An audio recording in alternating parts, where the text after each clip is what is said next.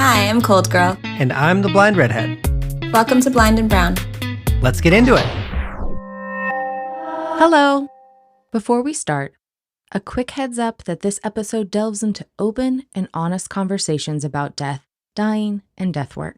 While we approach these topics with care and respect, some listeners might find certain parts of the discussion emotionally exhausting.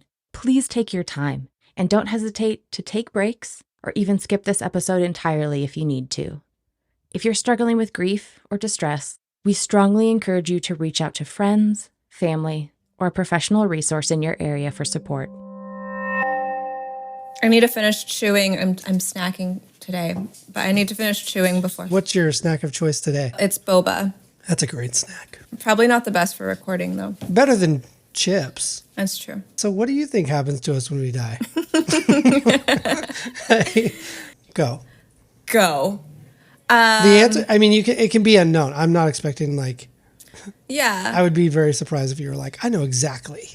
No, I don't think we know at all. I think what do I think happens is an interesting question. I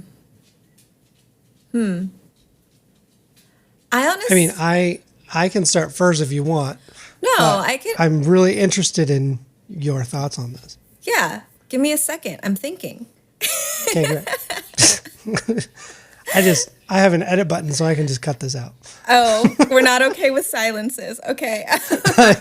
Good to know. Yeah, so I think about this often.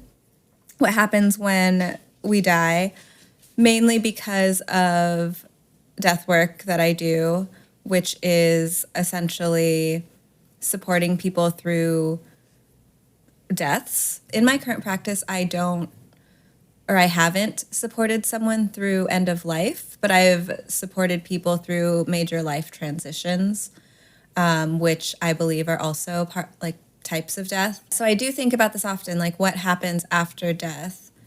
And I mean, ultimately, as a death worker or a death doula, it doesn't matter what I think. It matters necessarily what other people think, because honestly, we literally have no idea.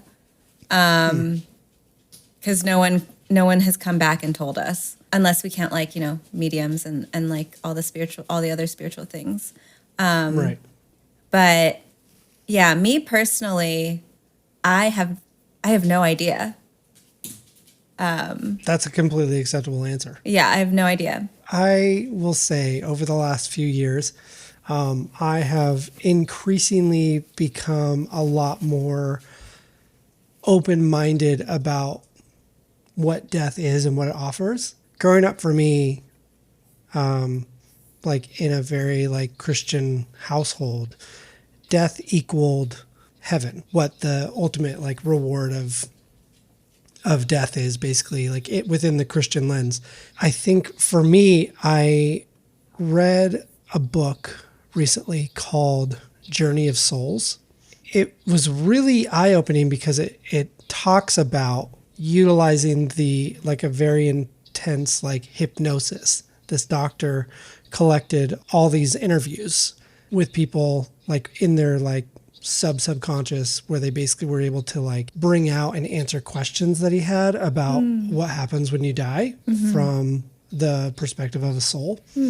And I don't know, it was really interesting. It was complicated. It was a very complicated book and journey, but also there's so much of it that I love, that I'm I love the idea of Earth is kind of a playground for souls to educate yourself and grow and learn as a soul and gain access to knowledge. And that depending on the life that you, according to this book, you kind of choose a life depending on what you want to learn. So if I was a soul in this scenario, I chose this life to experience life as a blind, low vision person, so that I could maybe increase my capacity for empathy and also learn how to cope with a life that's difficult.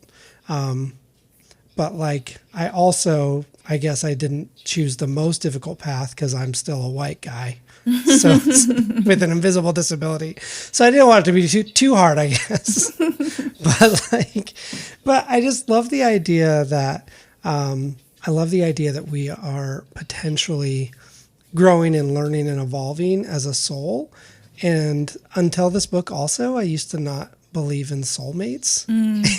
And then I kind of leaned into my like romantic cheesy side and love the idea that you potentially are partnered with a soul in the afterlife, and like you guys, like the two of you potentially can find each other.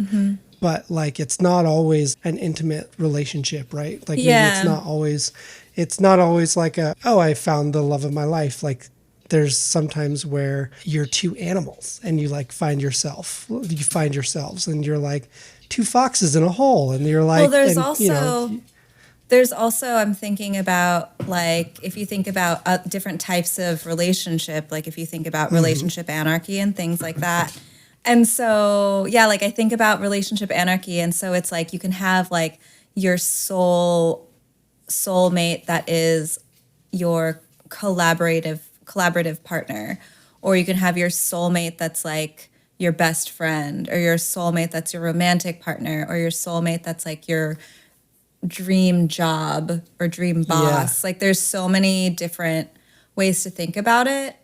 And yeah, I do like the idea of that we make these deals with each other in a different realm, and then we come down and we're like, all right, cool, like I've decided I'm going to be your mortal enemy, but like because I love you so much, it's fine. You just don't remember. And I do think about this often, actually, when I think about like relationships I've been in or something. Like I was actually talking about this, I think last night with someone, where I was like, yeah, I remember crying once or a few times because I was like so mad about how certain relationships ended that I was in. And then all of a sudden I was just like, but they loved me so much because they agreed to do this for me and teach me this lesson. And then I'm like, I don't know.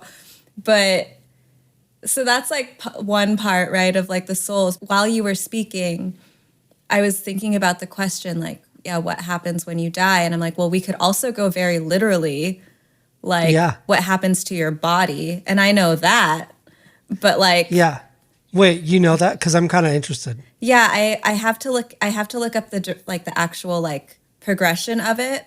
But it's like your breath slows down, your body stops, so you like your blood starts like, is this pumping like slower. The moment of death that you're talking about, or like it's when you're dying? Yeah, it's like you're okay. So walk me through it, because I'm like more like I'm very curious. Trigger warning.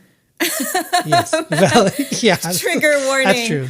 No, skip ahead 2 minutes if you don't want to hear about what it's like to die. Yeah, no, I'm not gonna say the whole thing. I'm just gonna briefly overview it. But basically, your heart slows down, and so then the blood starts pumping slower through your body, so there's less oxygen, and then so you just start breathing slower and slower and slower, and then at some point there's a moment where you're trying to like gasp, when your body's gasping. It's an interesting thing what happens to your body, the way it tenses and the way it like stops. And then it essentially, and then it goes through like the decay process of how long it takes your body to decay into the earth. If you're not like, if they don't put stuff in you or on embalming stuff on you, you still do decay, but it's like slower.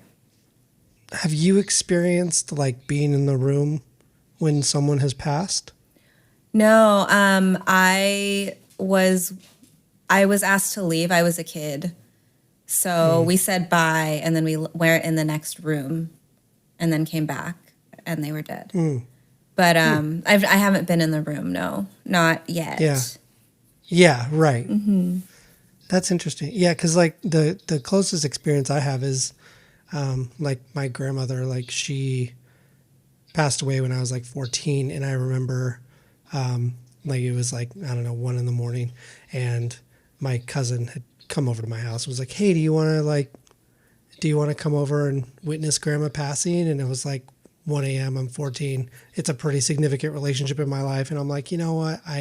no, I don't want to experience that. I'm already destroyed. Like I don't want to witness that. But I also, like, I think for me specifically, like my view of death has changed a lot. And I see how different cultures approach death. And there's so many beautiful ways that you can actually like be involved with death, and it doesn't have to be this like scary, overwhelmingly panic-inducing thing. Yeah, and I think that the Western relationship with death is a very toxic one because literally we all die.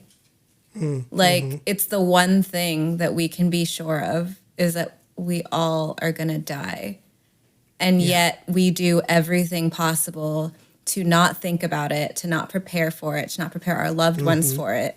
And it's actually very upsetting. I get really upset when I think about it. Yeah. Because I feel like it's actually like it was stripping us of our relationship with death is part of like all of these systems of oppression that keep us afraid and keep us in our shitty jobs and keep us in these like places of fear. Because if we're afraid, then we won't try something new. We won't do something else. We'll stay chained to this system of whatever they're making us, the metaphorical they. Right. Want The us. thing, of course. Yeah. Of course. This might be a really funny through line that I'm relating it to. So don't judge me too much. Okay. So I'm one of my judging favorite so Christmas hard. movies is The Last Holiday, and that's pretty much the plot. Have you seen The Last Holiday? Okay, well, it's amazing. No, it's Queen tell me. Latifah. No spoilers. Oh, Cool J is in it as Okay. well. But like basically, she ends up getting diagnosed with like a terminal illness, and she decides to basically is working in like a really crappy job, and she basically cashes out her entire retirement. And she basically goes and she blows Wait, her I money have at this seen like, it, I really think. expensive, nice resort. So you have seen that. So, Yes, okay. but I'm looking at like the catalyst so, of that yeah. movie reminds me of that, right? Where it's like, I don't know how this happened. So much specifically of Western culture has become all about stuff. I want stuff. I want to fill my house with stuff or my, whatever. I want stuff. And so it's really interesting because you walk into people's homes and you're like, this is a lot of stuff.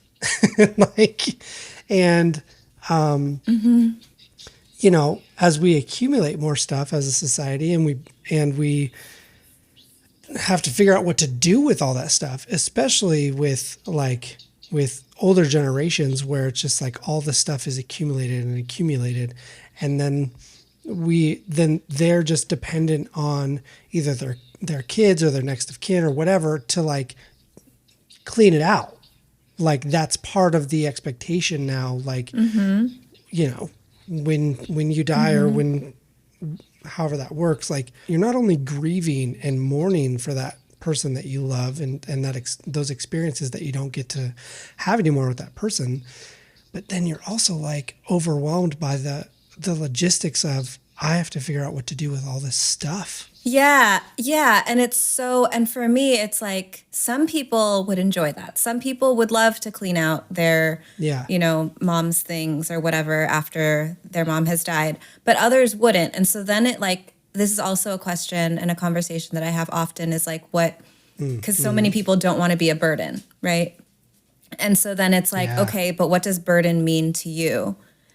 And a lot of people don't think that. Like people are usually like, I don't know, usually the person that has to deal with their own death is like, I don't want to be a burden. So then they do all these things like, I'm not going to tell someone or I'm going to do the thing that I think I need. But then it forgets the whole point where it's like, no, like you should ask the people that are going to survive you, like what if you can, like what is that what does burden mean to you? Because for me, it would be like, if I have to plan a whole funeral service while I'm grieving, I will lose my shit. So someone else has to. So if you are going to die, please, and I have to be the person that like plans. No, I cannot. I must be sad. But like, if it's, I need to go through your house stuff or like help clean up that, like, okay, I can probably manage that / find a person to help me. But I would not be able to do all of the like, pick the casket, pick the tombstone, pick all of that, right? But that's for me. Other people might really enjoy doing that, and that isn't a burden at all, you know? Yeah, like they very much, there's like a closure to it. Mm-hmm. That's funny because when someone close to me dies, that I'm going to have to make their photo slideshow.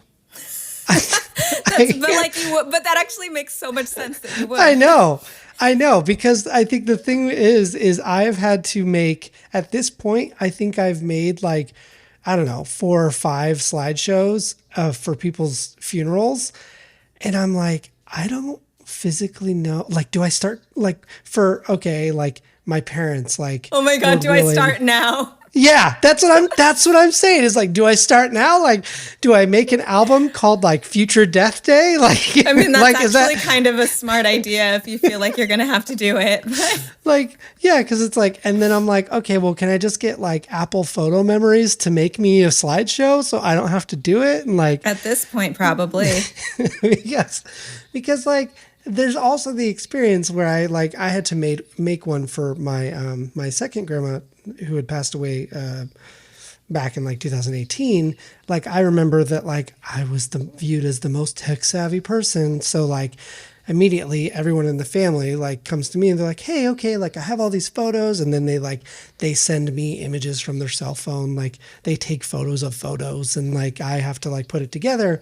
And that's fine when it's a relationship that is like something that I haven't necessarily, that I've already had my time for closure and my own mourning.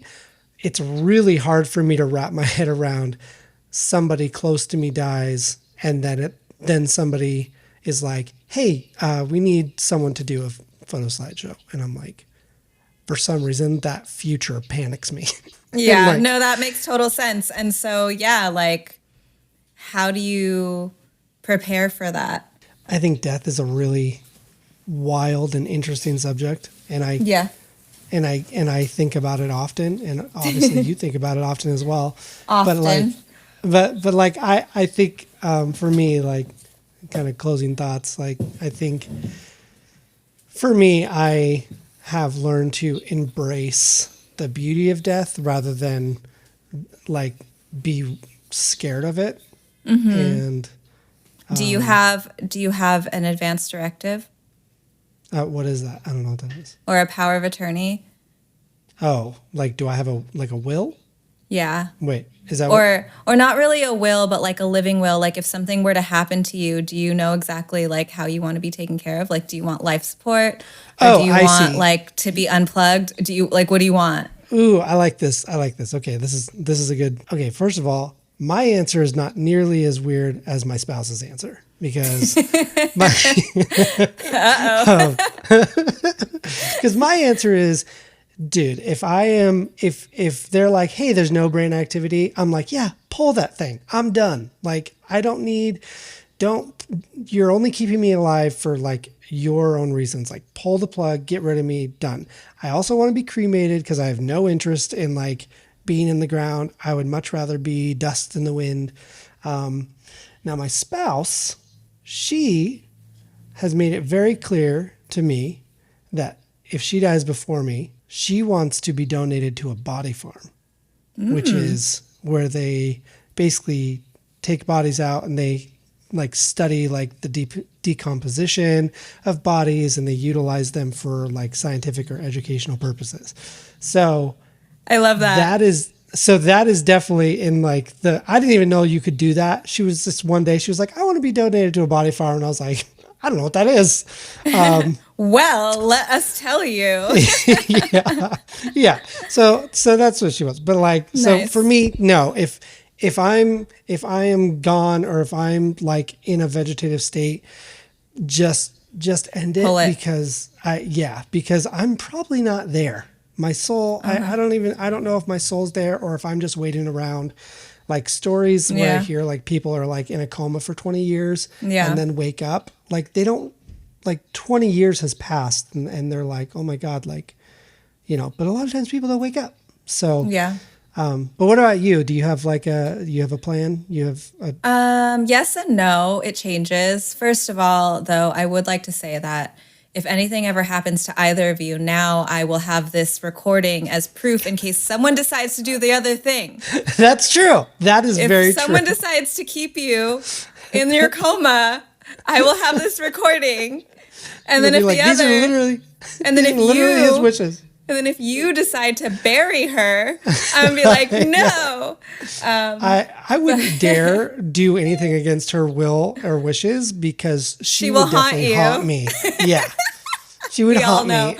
We all Yeah. know this. She would haunt me, so- but she'd haunt me in the way where like musicals would randomly turn on and they would be very specific lyrics, and I'd be That like, would be oh my really God. scary. So that being said, the way I would like Yeah. to die, so you both Yes. can have this recording. No, Love it. I actually don't want to have any pain. So if it's like, and I need to figure out how to define that. Mm-hmm.